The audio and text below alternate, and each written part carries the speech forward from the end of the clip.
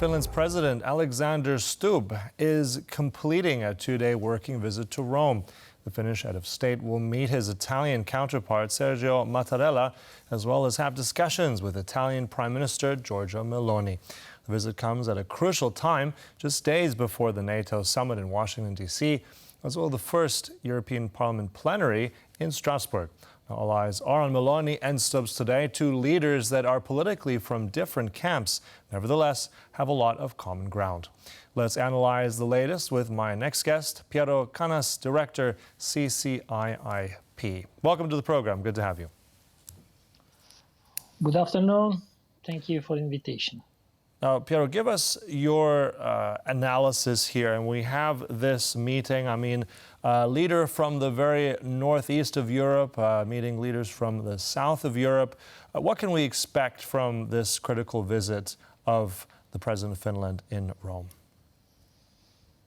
But I think that the President Meloni clearly stated the Italian position regarding the situation of the Central and Eastern Europe during the G7 that it will hold in June in Italy. Italy has a clear position to support Ukraine in its war to defend their country from Russian invasion. And this is the most clear position of the Italian government. In terms of EU, you know that President Meloni is negotiating with the probably future President of the Commission, von der Leyen, the role of Italy in the future Commission. So it's a very fluid situation. I think that unless the French election will be finished, it's very difficult to try to understand what will happen in the next 2-3 weeks. Mm-hmm. Yeah, I'm glad you mentioned the G7 because I think that was going to be on my next question. She was surrounded, Giorgia Meloni was surrounded by the rest of a rather weakened political leadership. If we look at Olaf Scholz, Rishi Sunak, also President Biden. But at the same time, I think she's also charting a very interesting course, trying to court the global south. I mean, she was placed there with Mr. Modi from India and also Mr. Milei, was President Milei out of Argentina. And then on that same juncture, I think there was a piece today in The Economist by Alexander Stubb, the president of Finland. He was very much saying that the West's values are important, but so is realism, and we should court the global south. Is there some kind of connection here? Is this a new compass leading these two nations? Is there more going to come out of this? What do you make of it? Frankly speaking, I don't know. We are, due to our geographical position, a historical link between different geography, Europe and Africa. So we face daily problems regarding integration of different culture, different people.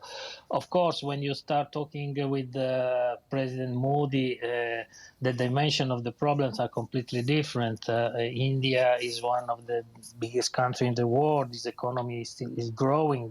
And of course, Italy is interested in having strong economic relationship. So in terms of Italian position, nothing changed. We have clear where we are and what we have to do to be the best bridge that we can between these different cultures. Mm-hmm. But at the same time, although they're from different parts of Europe, I think it was back in the spring, in April, there was a joint document on migration. That matters to Europe. That matters in particular, I think, to Finland as well as Italy. There was a joint declaration in Luxembourg very much about strengthening the fight against trafficking and against, quote here, exploitation of migrants for political ends. So what about this relationship here? Is this, again, a good alliance here? Will this turn into more in future between Finland and Italy?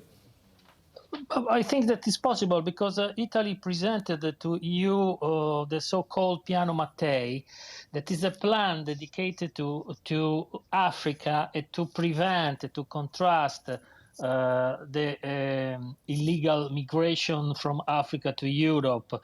This plan contains several measures related to the necessity of Europe to improve their present investment in Africa, to create business opportunity in Africa. And I think that Finland for sure will join this idea because it's the only possible future that we have to contrast and prevent the illegal migration from Africa to Europe. So I don't think that Finland could have any problem in supporting at European level this kind of plan. Mm-hmm. All right, so it seems strategically that they're on the same page. At the same time, also, President Stubb of Finland, he comes from a different part on that European level. He comes from a different party. His party is in the EPP, and Ms. Meloni is, of course, the head very much of the ECR. So with that vote just a couple weeks back, and we know also that von der Leyen is supposed to be voted as the favorite to head the Commission, but looks like her positioning is rather weak. I mean, the last rumors we hear, she's not on the 361. The coalition that she's trying to build up is weak.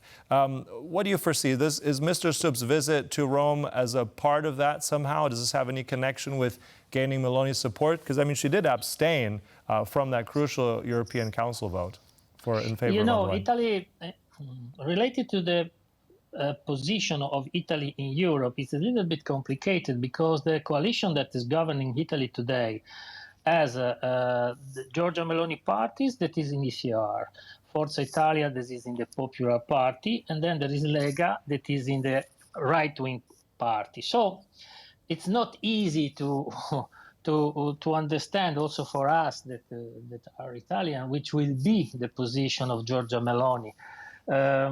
There is some opinionists that thinks that at the end she will vote for Ursula von der Leyen, but today we don't have any real commitment from Giorgia Meloni that it will happen. So we are waiting. We are trying to understand. In my opinion, they are negotiating this day. There is the role of Italy in the Commission, which kind of commissioner we will have. So there are a lot of points, open points that are not really closed now.